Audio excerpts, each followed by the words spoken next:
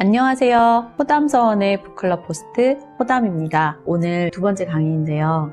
신데렐라 이야기가 왜 가치가 있는지, 그리고 이 이야기를 어떻게 읽고 면밀히 분석을 할 건지를 소개해드리는 시간입니다. 첫 번째로 여러분에게 전달해드리고 싶은 이 이야기의 주제는 바로 자존감의 문제예요. 우리가 왜 낮은 자존감을 갖고 있고 이 자존감의 문제가 해결이 안 되고 있는지, 이 문제를 해결해야 되는 이유는 무엇이고 그것이 도대체 어디서부터 비롯된 문제인지를 신데렐라가 겪은 문제를 비추어 보면서 남들이 아무리 칭찬을 하고 인정을 해주고 또 사회적으로 성과를 내도 내가 인정하지 못하고 자꾸만 자신 없어지는 이유가 무엇인지를 면밀히 살펴볼 예정입니다. 이거를 잘 살펴보시다 보면 여러분이 용기도 얻고 또 나를 다시 돌아보는 새로운 방법을 알게 될 거예요. 그리고 두 번째 문제는 바로 부모님과의 문제입니다. 지금 이 강의를 클릭하신 분들은 아마도 완벽한 행복한 가정에서 정말 아무것도 부럽지 않게 자란 그런 상황은 아닐 확률이 높다고 저는 생각합니다. 저 역시 그런 가정에서 자라진 않았습니다. 제가 북클럽을 하면서 많은 사람들과 이야기를 나눠봤는데 많은 분들이 부모님과의 관계에서 상처를 안고 있고 그것은 환경이 좋고 나쁘고를 떠나서 또 때로는 부모님의 의도가 좋고 나쁘고를 떠나서 아동들에게 남겨지는, 그래서 아동이 어른이 된 다음에도 풀리지 않는 숙제로 남겨지는 문제예요. 이 신데렐라 이야기를 보면은 신데렐라가 엄마와의 문제 그리고 아빠와의 문제를 안고 있습니다. 또 여기에는 자매들과의 문제도 나타나 있어요. 그래서 가족과의 어떤 역학 속에서 우리가 어떤 문제를 겪었기 때문에 이제 사회에 나와서 사람들과 함께 하는데도 자꾸만 자신 없는 문제가 반복되는지를 내 부모와의 관계 또 가족과의 관계를 돌아봄으로써 정리해보고 또는 위로받고 그 문제를 좀 내려놓을 수 있는 기회가 되도록 구성을 해보았습니다. 세 번째는 여러분이 들어본 적이 없을 수도 있는데 바로 반복 강박의 문제를 다루려고 합니다.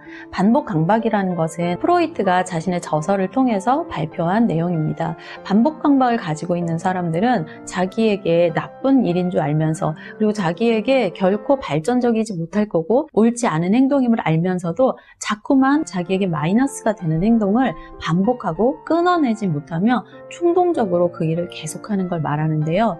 이러한 반복 강박의 문제를 안고 있는 사람들은 알코올 중독이나 워커홀릭 또는 물질 중독 같은 것에 빠져들고 그 외에도 여러 가지 강박적인 행동을 통해서 그 문제를 되풀이합니다. 이런 문제를 안고 있는 사람들은 신데렐라 이야기를 듣고 읽고 그 해석을 들어보는 것만으로도 도움을 얻으실 수 있어요. 우리가 우리 문제를 새로운 시선으로 또 새로운 조명으로 비추어 보는 것만으로도 사고의 전환이라는 걸 시도해 볼 수 있거든요. 이 강의가 그것을 도와드릴 겁니다. 그리고 네 번째는요, 동화 한 편을 아주 면밀히 살펴보고 그 심리적 분석을 깊이 파고들기 때문에 여러분의 독서력을 상승시킬 거라고 저는 믿습니다.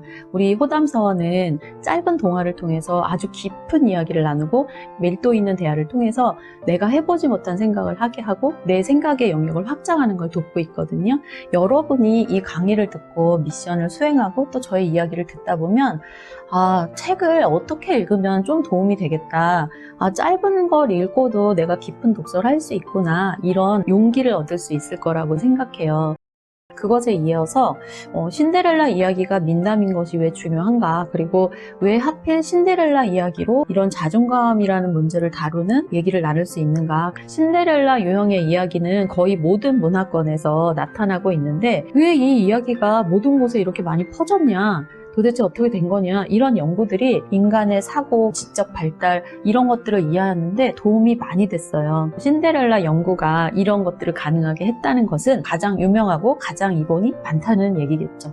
신데렐라 이본은 1000편 정도 돼요. 어마어마하지 않나요? 공부를 하다 보면요, 이것은 이것에 영향을 받았겠네? 저건 저것에 영향을 받았겠네? 이런 생각을 막 하면서 이렇게 비슷한 것끼리 묶기도 하고 뭐 표를 만들기도 하고 이런 민담 연구 방법이 있거든요. 근데 이런 모든 것들을 시작하게 만든 게 바로 신데렐라 연구였어요. 신데렐라 이야기는 극복의 이야기를 담고 있어요. 굉장히 나약하고 힘들고 그리고 신발이 한 짝밖에 없는 어떤 소녀, 그런 소녀가 역경을 거치려고 계속 노력하지만 자꾸 자꾸 좌절되는 과정을 보여주면서 이 이야기를 읽는 사람들은 자기의 생각을 이렇게 투영하면서 그것을 읽게 되죠.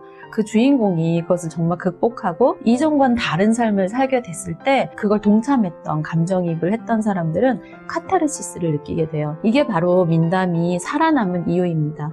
옛날에 정말 가난하고 권력도 없고 글자도 모르던 사람들이 이야기를 만들어서 그 이야기를 통해서 진짜 비참했던 그 당시의 삶들을 좀 잊어버릴 수 있는, 또는 극복할 수 있다는 희망, 또는 내 다음 세대만큼은 달랐으면 하는 간절함, 그리고 어른스러움, 그런 것들이 이 민담에 남아있는 거예요.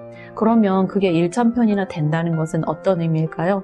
정말 이 세상에서 겪고 있는 많은 문제를 극복하려는 의지와 그 극복하려는 많은 아이디어가 1000편이 넘는데 그 1000편이 다 살아남았다는 얘기잖아요. 그러니까 우리가 우리의 삶을 조명하고 나의 문제를 돌이켜보는데 이 신데렐라 이야기가 정말 많은 위로와 공감을 줄 거라는 거죠.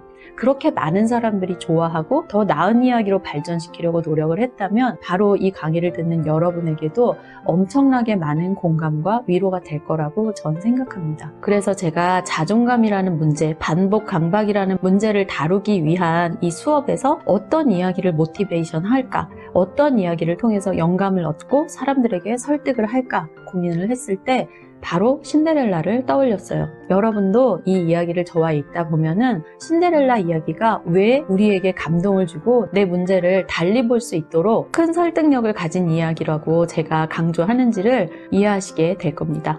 신데렐라 이야기는 19세기 후반부터 콕스 여사라는 분이 345종의 신데렐라 이야기를 수집하면서 연구가 시작됐어요. 19세기 후반에 시작된 신데렐라 이야기 수집이 일본 학자 미나카타 구마구즈라는 사람에 의해서 1911년에 요양잡조라는 이야기에 서판이라는 사람의 이야기가 실려있는 걸 발견함으로써 좀 더 발전합니다. 서판이라는 소녀는 바로 신데렐라의 중국 버전이라고 할 수 있는데요. 굉장히 길고 드라마틱하고 재밌어요. 이 신데렐라 이야기 유형의 그 유럽이 기원인 줄 알았는데 기록된 걸 보니까 중국 기록이 먼저였다라는 것을 제임슨이라는 사람이 1932년에 기록을 함으로써 중국의 서판 이야기가 기록된 가장 오래된 이야기라는 것을 알게 되죠. 서판 이야기는 9세기의 이야기라고 기록돼 있어요. 그렇다는 것은 신데렐라 이야기가 기록된 것만 벌써 1000년이 넘었다는 거죠. 기록이 1000년 전부터 있었다는 것은 그 이전에 구비 전승된 가정은 더 길었다는 거겠죠.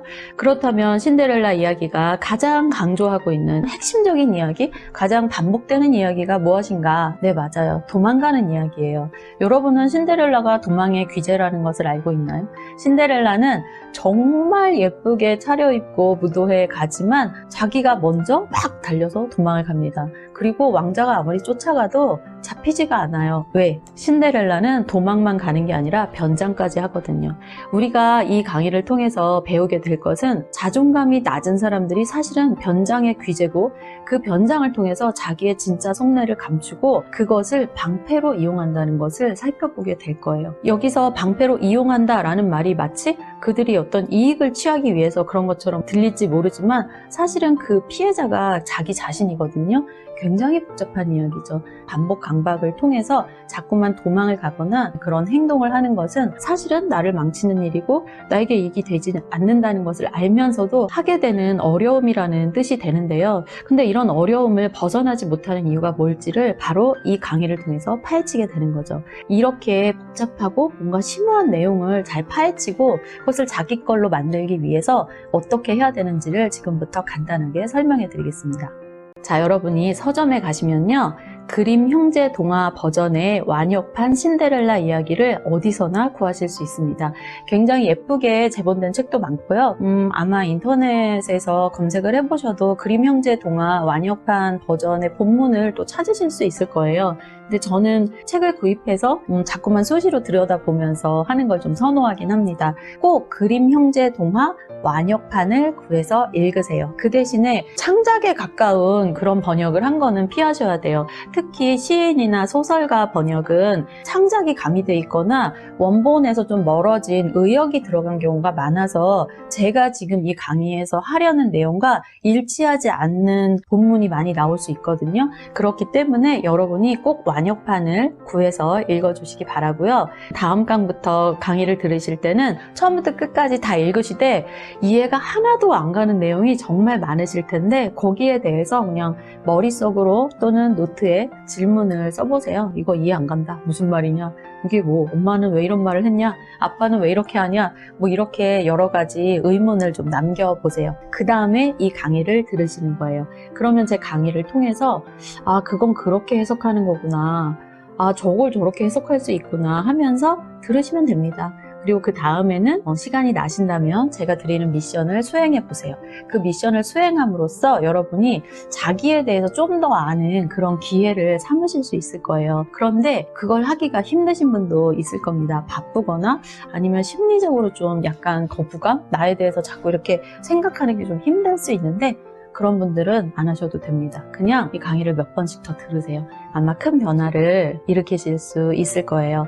그리고 여러분이 뭐 질문이나 소감이나 후기들을 통해서 표현을 해주신다면 제가 성심성의껏 답변을 드리고 또 여러분이 주신 아이디어를 통해서 또 업데이트도 하고 활발한 소통을 하려고 합니다. 신데렐라를 통한 자존감 수업을 통해서 저는 여러분들과 많이 만나고 싶은 그런 소망이 있습니다. 지금 이곳이 바로 제가 많은 분들과 만나는 호담서원이라는 공간인데요. 이 공간에 우리 수강생들을 초청해서 또 답변을 들으면서 토론을 하는 시간도 가지면 좋겠다는 생각을 하고 있고요. 그리고 이 강의가 해결할 수 있는 몇 가지 문제들을 제시를 해드렸잖아요. 여러분의 자존감의 문제, 반복 강박의 문제, 부모님과의 문제, 그리고 독서의 문제, 이러한 것들에 대해서 나름의 목표를 잡으시고 진행해 나가면서 그것들이 어떻게 변화되는지를 개인의 노트에 잘 적어보시는 것도 도움이 될 거예요. 자, 저는 이런 강의 노트? 이런 게 있어요. 동화 분석 노트 같은 건데요. 되게 두껍죠.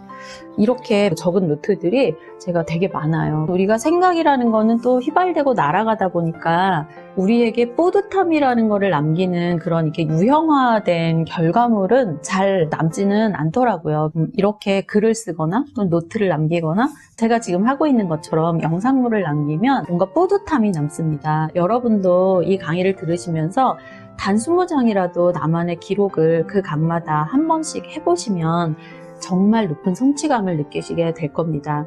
제가 지금 알려드린 이 방법을 시도해 보실 거라고 믿고 모두 다 함께 신데렐라 이야기 그림 형제 동화 완역판 읽으신 후에 다음 상강에서 만날게요. 상강에서는 이런 동화를 해석하는 방법과 함께 신데렐라가 속한 배경, 사건이 어떤 의미가 있고 이 신데렐라라는 인물은 어떻게 성격 형성이 됐는지를 소개하는 영상을 준비했습니다. 꼭 동화 읽으시고 만나겠습니다. 감사합니다.